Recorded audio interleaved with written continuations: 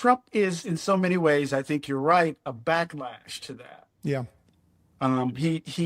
His election is rooted in this sense that some people feel that they're losing control over the country, that the demographic shifts, the fear of great replacement has generated a kind of panic and terror.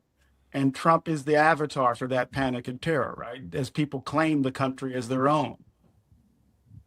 Well, and you have been surely not surprised by that, but I'm wondering whether, and we'll get into sort of the way in which that's sort of played out in your thinking as you sort of look throughout history and look throughout sort of the different anniversaries, the celebrations that the country participates in. But I'm wondering whether the level of the virulence of it, the level of it, the scale of it, and that takes us right up to the present. Have you been surprised by the intensity of it?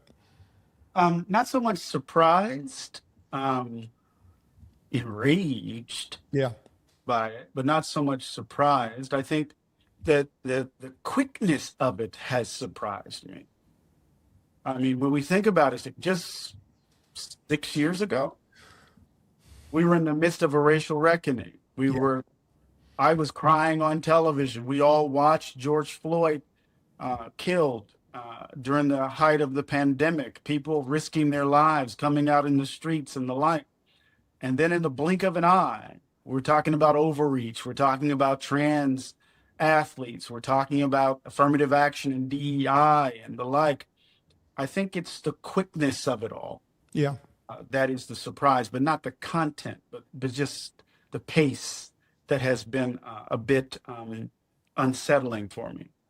Yeah, a pace plus intensity. In other words, not that it wasn't there, sort of underneath the facade, but oh my God, that the virulence of it and the openness of it, right? The sense of being unfettered to say exactly what racists think out loud.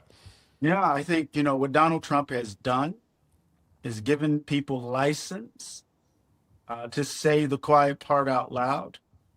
And what I think is so important or so insidious about what he's done is that I think Trump and his folk want to be white without judgment. Mm.